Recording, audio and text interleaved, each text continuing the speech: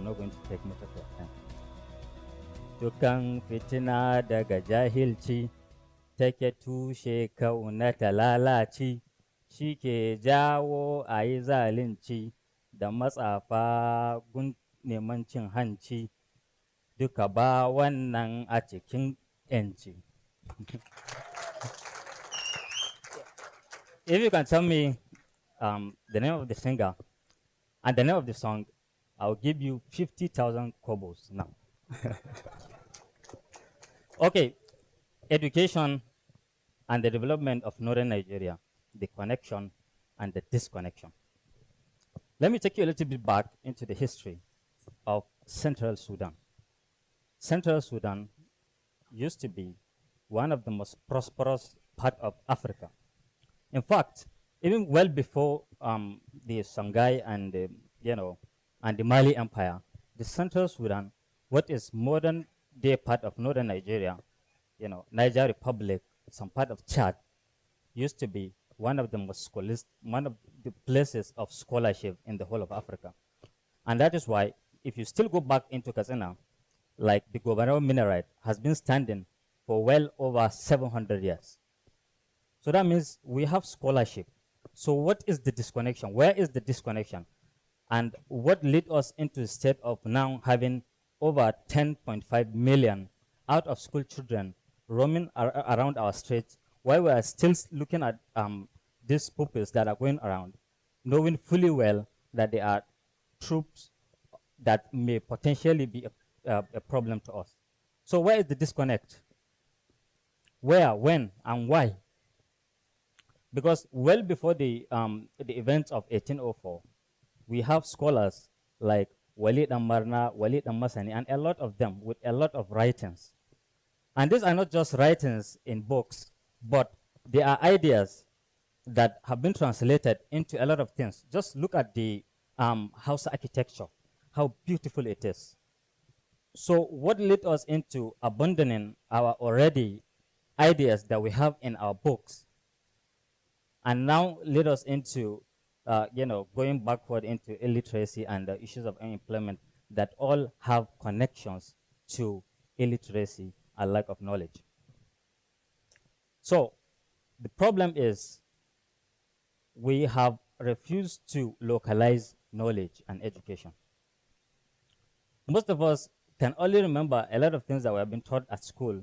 Well, maybe because we just want to pass and just move forward, And now the most unfortunate part of it is students don't even read well, because their parents, and those that are before them, they will be telling them all you need is connection, and it's true. It's true, because even the students, like when they are in SS2 or SS3, their parents too, they will just remove them from one school. They say, okay, this school they are not allowing exam malpractice. They will just take them into another school, and they will pay for them. So why is it that we keep having problem over the years while fully knowing well that education, as said by Malcolm X, that education is the passport to the future, and the future belongs to those who plan for it today. What happened back those days in 1990s when we have, in fact, Abdulbaqi Fodio alone was said to have written over 400 books. I was very happy when Mrs. Fiona was talking about why is it that in the Meduguri, the Mai Empire, which has existed over 1,000 years. I'm not even talking about British Empire, which was just yesterday. Those that were well before them, those empires that were extremely large. There were no empire has existed for that much. They have a lot of scholars, warriors. Why is it that even those rich history and knowledge, why can't the Kanuri people simply write it into their books, pass it to their descendants, that this is who you are, this is what you have, and this is what you can be in the future? But we keep looking down on what we have with the intention of accepting new knowledge, which we still have refused to localize, use, and improve on what we already have. So this is the disconnection. We are learning, but we are not localizing the knowledge. Okay? When you have something, the best that you can do is you translate it into local problems requires local solutions. You know, just look at this system that we have. We just go into to America or Britain and just see something. Maybe if it's a system of governance, we just copy and paste. After 1, 2, 3, and then we start getting problem. Why is it that we don't look into what we have and then how we solve this thing? Because we have the knowledge. We have the knowledge. So how do we connect the knowledge that we have to the development of this great region? Well, before that time, we know that there are these the cano dye pits, which are used in dyeing clothes. This is a knowledge which is a local knowledge that was used using local materials to make these dyes. Why then do we refuse to continue with what we have, which now we have abandoned all local jobs that we have, which has led to an army of unemployed youths with a very, very bad mindset that we have instilled in ourselves and possibly trying to pass it to the future generation, that these local jobs that we have are outdated and that we no longer need them. What we want is the modern method, which we have refused to learn properly and use them as they should. So what we do is, since we already have the knowledge, and this knowledge is the one that our parents, our great-grandparents have over the years through empirical methods, because it's not just through try and error. You know, they too, they sat and they did their homework and they arrived at a certain method of doing something. So we need to get back to those writings and knowledge that we have and try to improve them. That is what we did in My Learning Academy, a platform of education that we did. And that was why even recently, when the Kaduna State government was trying to sack teachers, we sent a letter, okay, that this is a platform that you can use to educate people and improve on their skills. What we did was we put a lot of languages inside that platform, because even in the national education policy, students or pupils from primary 1 up to JS3 are allowed to be taught in their mother languages. Okay, so what we did was we tried to, whatever it is, so long as it's available in local Nigerian languages, we put them into those languages for easy understanding. Because the whole essence of communication, the whole essence of talking or any other thing is to communicate with somebody. Let him understand what you're trying to do. They have been teaching calcium for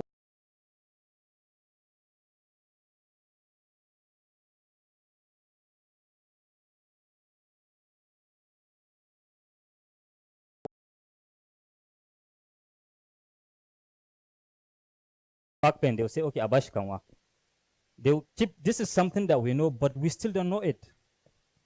You know, because we have insisted on a way which over the years has not succeeded. It has not succeeded because we have refused to put it in our own way for our own development. We have refused to localize knowledge. So you really have to get back to this, because this knowledge is already there. It's already there. Why is it that we don't read and see what is there and then improve? In fact, even the modern, I can see a lot of medical students here. One said they came for solidarity. So even the medical method that we have are those that were formulated about 1,000 years ago. A lot of them during the Abbasid Empire. So this is something that we have. What we need to do is, since it's a modern time, we get what we have and then improve on it.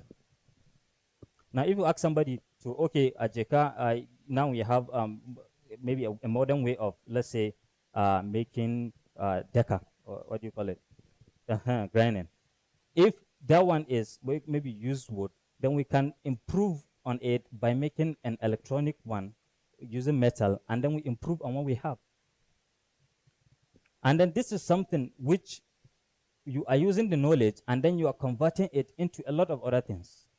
You are promoting your country and yourself, and you are creating economic opportunities for the millions of unemployed youths that we have that have refused to use that method and that knowledge that the same parents of ours have passed to us, and we have decided not to use it or to even abandon it and discourage the use of it.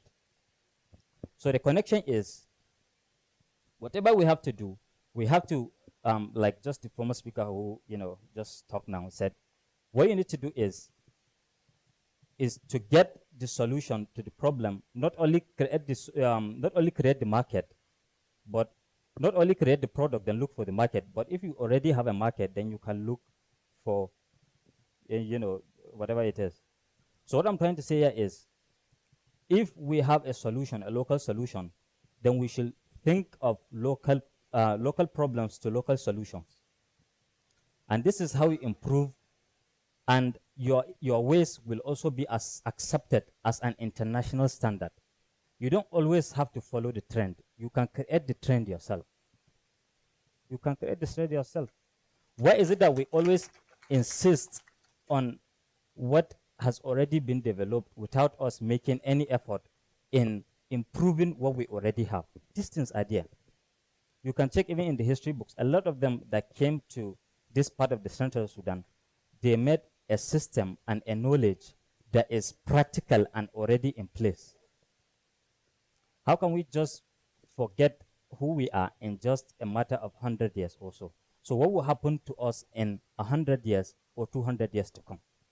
If government will not come, why we, since it's a matter of a state, why won't our states like Kano say, okay, if we want to be teaching our students, maybe we would like to use so method to make them understand and have this knowledge? It's something we can do.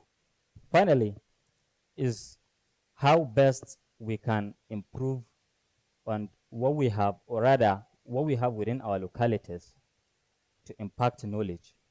We already know that there are a lot of problems in also use of the materials for learning. It is much better if whatever is going to be taught is going to be something that can be demonstrated, if it is demonstrable, like I've said, or use of the modern language to impact this knowledge. This is something which we have been working on. The Radio University, I could remember, in 2011, called me and said, okay, we have a project from World Bank. We want to translate chemistry into Hausa language. And they gave me chemistry. And we translated it, and the project is still ongoing. Likewise, in 2013, when I was in Namfodio, I came up with a writing system for Hausa language, not because only to be communicating with it, but also to use it in impacting knowledge, because we really want to localize those things that we have. Finally, before I leave, I will leave you with the word of William Gibson. In 1970, he said, "The future is already here, but it is not evenly distributed." Northern Nigeria, when it comes to this modern education that we are using right now, we have to accept that there are a lot of problems, especially sending children to school, which we must collectively try to ensure that those out of school children are being assisted, at least even if it is with orientation. Since we are all ambassadors of our communities, you should try as much as you can to help those understand that this knowledge is the future, because the future is already there. According to Gibson, that's what in 1970. And even in Nigeria here, if you look at the disparity, you tend to find that in the southern part of the country, especially when it comes to education and of course employment, is more advanced than the northern part of this country. Then that means you and I and this lady and the other lady and everyone here that is here, it is a challenge for us, and this is something that we must do for the sake of the future generation. Thank you.